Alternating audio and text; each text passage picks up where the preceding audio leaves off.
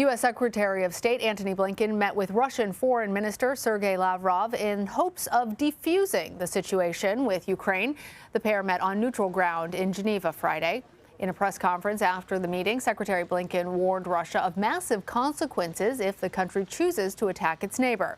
Roughly 100,000 Russian troops have gathered on Ukraine's border. Russia says it's not planning an invasion, but Moscow wants assurances Ukraine will never be allowed to join NATO. That's something the U.S. says it will never agree to.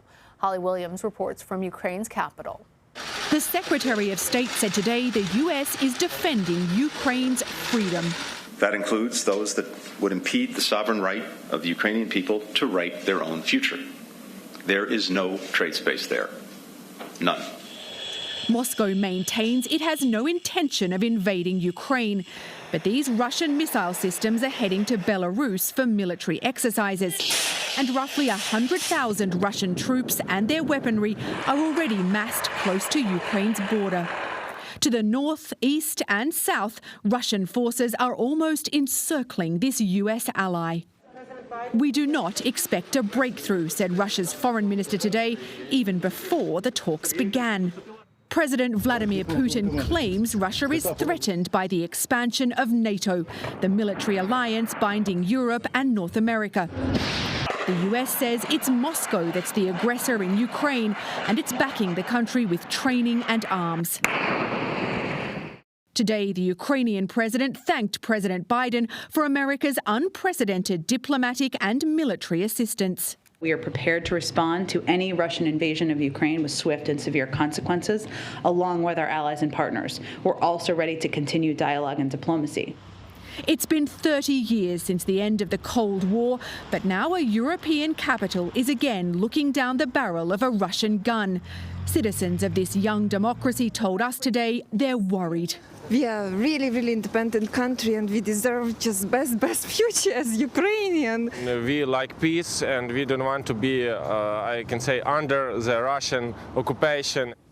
The US says it will give Russia a written response to its security concerns next week. Secretary Blinken did not rule out a meeting between President Biden and President Putin. Lana. Holly, thank you. For more, I want to bring in Ambassador William Taylor. He is the former U.S. ambassador to Ukraine.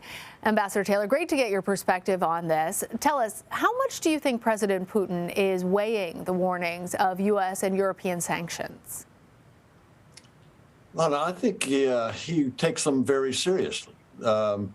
We know that they take the sanctions that have already been imposed very seriously because we hear about them from the Russians a lot. They're very insistent that we remove these sanctions. And we remember in the conversation between President Biden and President Putin, President Putin said to President Biden, if you put those sanctions on, it will disrupt our relations for generations. They clearly are concerned about these sanctions, and they should be. So tell us, what is the game plan from the Russian perspective? Obviously, Mr. Putin would like to force concessions from the U.S. and NATO. But what happens if no concessions are made? And give us sort of a sense of the scope of the concessions. Are we just talking about removing some of these more recent sanctions, or the pledge to not allow Ukraine to ever join NATO?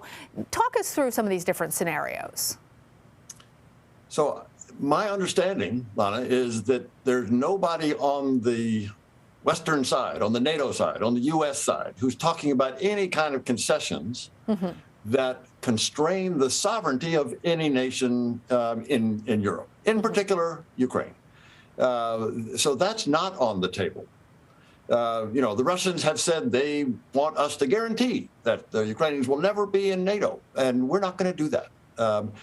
The Russians have said they want us to roll back the clock back to 1997 and reestablish the relationships that were in place there. We're not going to do that. Now, there are some things that we are willing to do, and I am sure that Secretary Blinken had a good conversation with Foreign Minister Lavrov this morning to talk about some of those things that we're willing to do. The Russians have said that they're concerned about missiles in Europe, maybe even missiles in Ukraine. The Russians have said they're worried about B-52 bombers or other bombers coming too close to their borders. The Russians have said that they've got concerns about what our transparency is on military exercises. We can talk about those things. We have concerns about their missiles in Europe, close to our allies. We're concerned about their military exercises that are not announced and that we can't tell what they're for. I mean, we can see 100,000 Russian troops with all of their equipment on the border of Ukraine. If we had some transparency into that, we would be less concerned that they're about to invade. And we'd be willing to give them transparency to be sure that they don't think we're about to invade. So we can talk about those things. Those are on the table for discussion. They would make, if reciprocally applied, they would make Russia better off, more secure. They would have fewer risks, and they would make NATO better off, more secure. So you said if they're reciprocally applied, and actually Secretary Blinken said that he expects a, quote, spirit of reciprocity from Russia. I want to play a little bit of what he had to say for our viewers.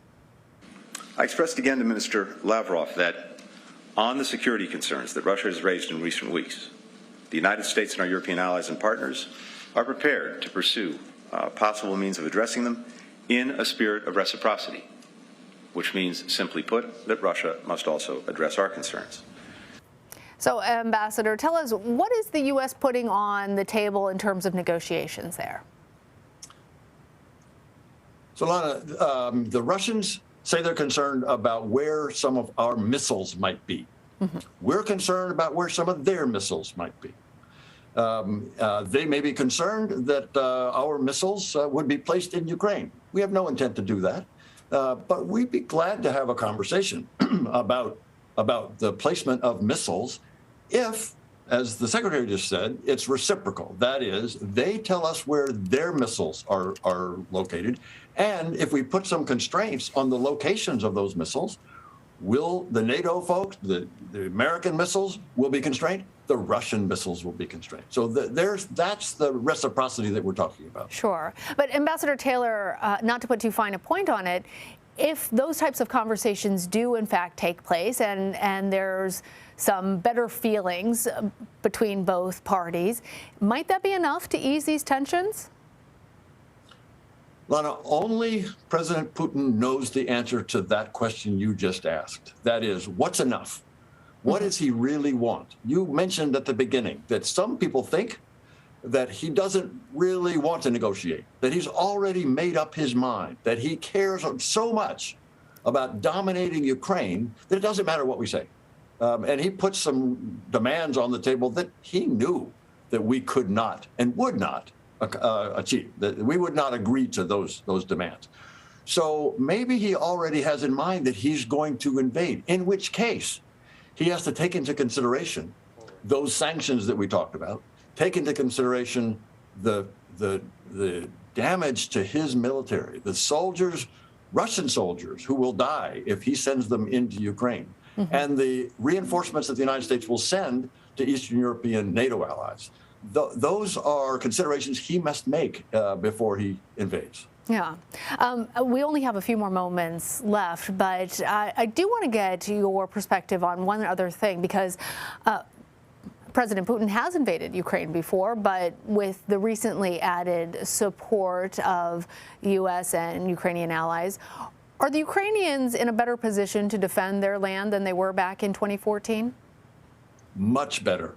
Much better. The Ukrainian military in 2014 was caught totally by surprise. First in Crimea, when the Russians invaded in 2014, and then in Donbass.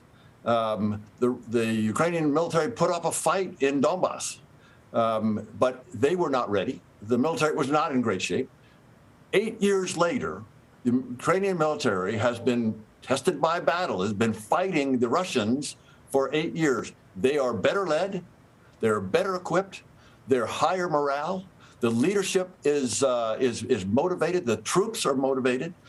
This is a different military. Now, let's just be clear. The Russian military is larger and more capable than the Ukrainian military. There's no doubt about it. but they will impose great costs. The Ukrainian military will impose great costs on the Russians when they come across that border. All right. Ambassador William Taylor, thank you. Thank you.